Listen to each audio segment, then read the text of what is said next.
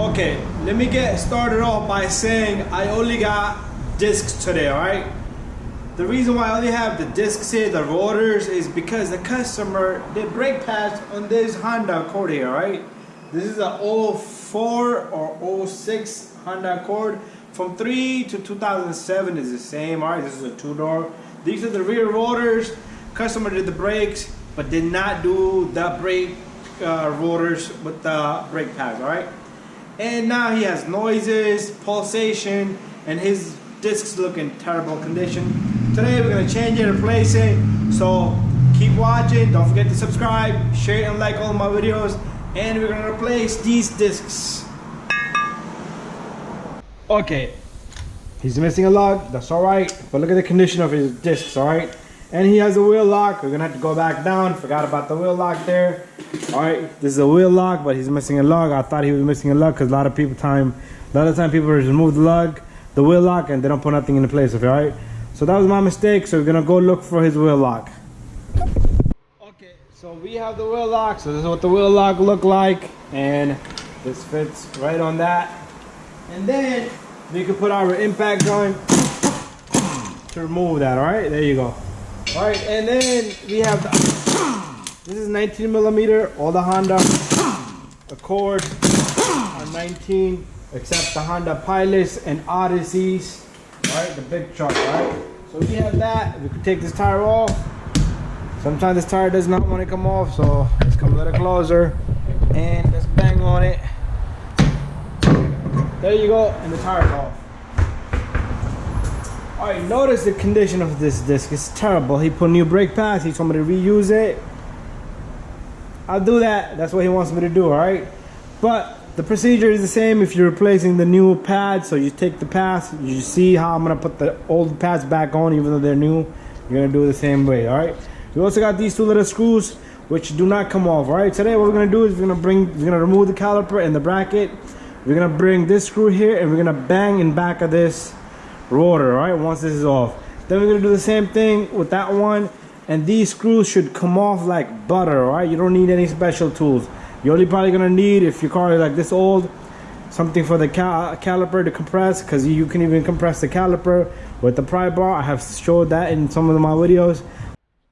So I showed that in some of my videos how to compress that without using a special tool. But if you have a tool, good job, very good. You're not gonna be able to compress it with the C-clamp because this is a caliper you need to twist and push in. And the little notch in the center of the caliper, the little line right in the middle, it's like a crisscross. That one has to be perfectly straight over here, all right? I'm gonna show you that all step by step. All right, so let me get this job started by removing the two bolts on the caliper here in the back end. I'm gonna bring my camera down so you can see it better. All right, so we have number 12 here. We're gonna take that off. And then we have 12 up here. Remove them both.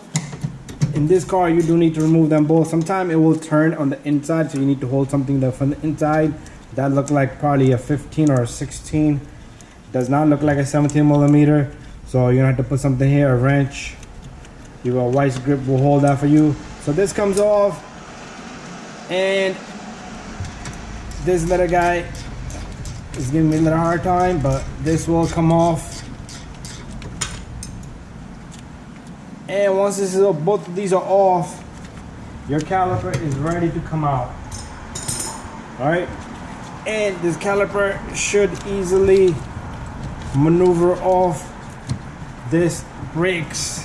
All right, and there you go, and let it sit right there, very gently. All right, and what you're gonna do is you're gonna remove this brake pad and that brake pad. The brake pad still look good, but they have lining, but that's okay. Anyways. Next, we're gonna remove the two 14s in back here, all right? There's two 14s here holding this bracket in, all right? Okay, so what I'm gonna do is, my camera took a little hit. I'm gonna move back here, bring the camera a little bit up, so everyone can see what we're doing, all right? And we're gonna grab this little guy and loosen that, all right? Same thing here. Notice I'm not using the gear wrench side because they're gonna be a little tough and you don't want to damage your gear wrench. Right, once they're loose, then you can switch to the gear wrench side And take that off. And let me see if I can fit this. Okay, it's not gonna fit on this one. I'm probably gonna need a socket. So I'm gonna go grab me a socket because I'm not gonna keep doing this forever.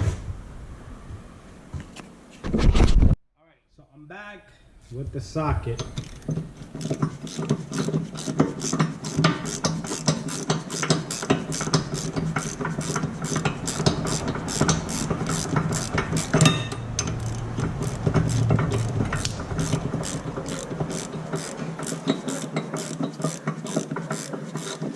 Come on, how long is this little screw?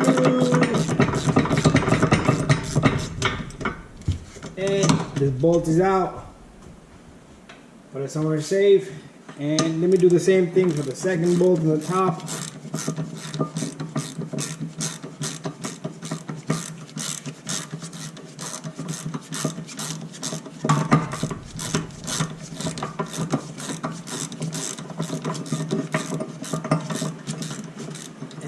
There we have it, and the bracket comes out just like that.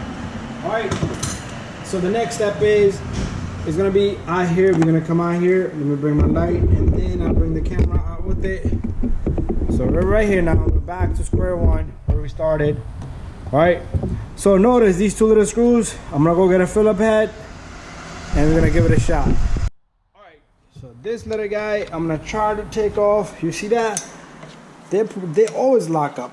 These always lock up before I strip them or anything. So what I'm gonna do here is, let me put this caliper to the inside a little bit without damaging the brake line on it, so I do not hit that. All right, what I like to do is bring this little guy right there and tap it. You know what that's gonna do? That's gonna loosen the grip on that little screw. I might have to bang some more, but let's see. Should come off eventually.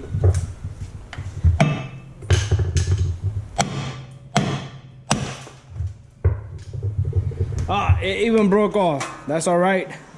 But let's see if it loosened up the second bolt. And it's loose. You see that? This is perfectly fine. This screw does not have too much of a use, all right? All it does is holds the screw rotor in place. All right, there you have it. No special tools needed. All right, good job by me so far. Let's bring this off. Sometimes this disc will get stuck there, so you have to tap here, then tap here, then tap here, then tap here, tap here till it comes out. All right. Perfect. All right. So the next step is we're gonna clean the hub there. So to clean the hub, I bought this little wire brush. Right, the part number right there. I just ripped it apart. All right, that's a small little wire brush there. So you don't have to eat off this. You're not eating off this little guy. All right, so it doesn't have to be shiny. All right, a lot of people like to make this shiny. All right,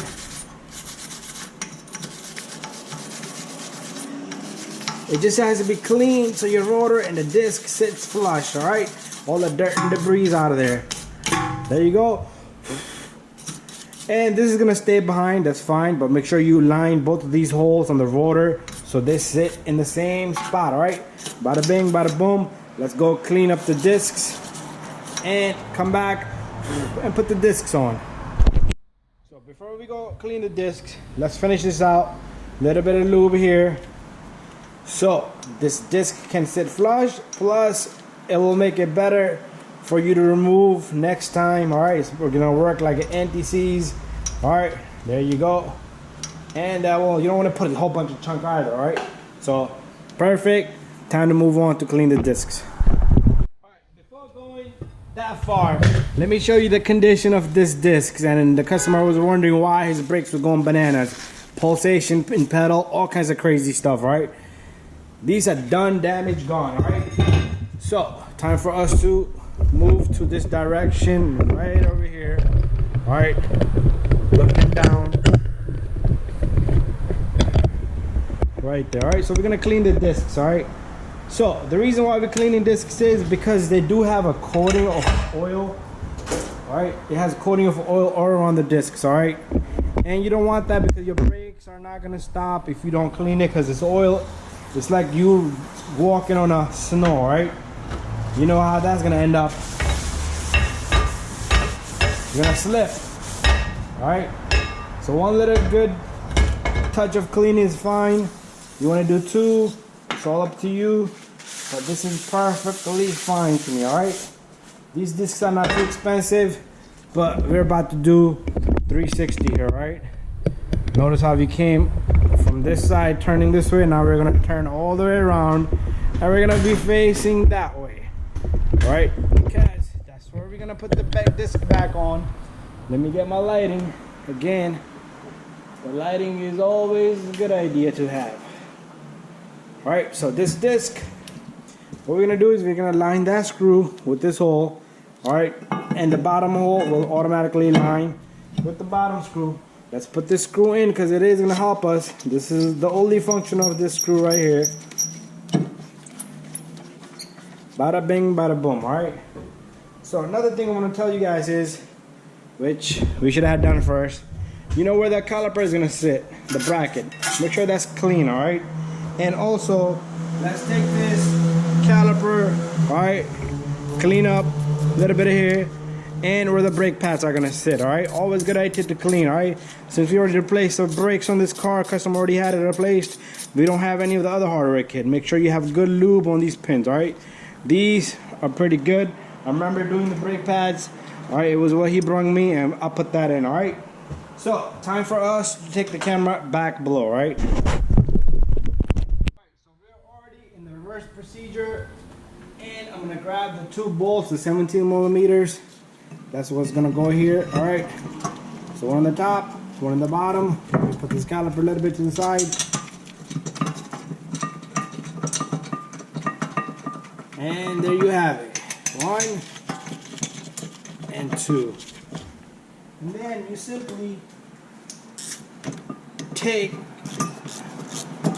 your ratchet, gear wrench, whatever you're using to tighten these. All right, the bottom one I didn't catch good threads on it.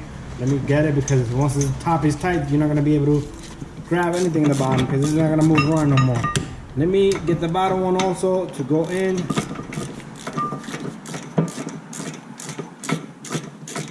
Alright, so you do need torque specs on these, so if you need those, send me a message, because I'm going to be tightening these by hand first, just snug enough, but afterwards I do torque these, but usually I don't do that on camera. The reason is because I like to be clear and free of everything. Alright, so if you need specs, just say, shoot me year, make, and model. I can get it for you. Alright, and then the top one, so that's snugged up really good. So let me tighten these with torque wrench, and then we're gonna come right back and we're gonna continue to put the brake pads, compress the piston if you need to any further, because it was already new, but we are gonna need to compress that piston, and then we're gonna finish out the job. Okay, so we have our brake caliper, our bracket tightened up. So the next step is we're gonna take those brake pads. All right, so the one with the sensor goes inside. That one has a notch here. I'm gonna show you the why there's a notch there, and that goes inside that caliper. So you do need to align the caliper, right? So this goes right here nicely and evenly. All right, don't worry about these old brake pads, but they're gonna eat that. They're gonna fix themselves, all right?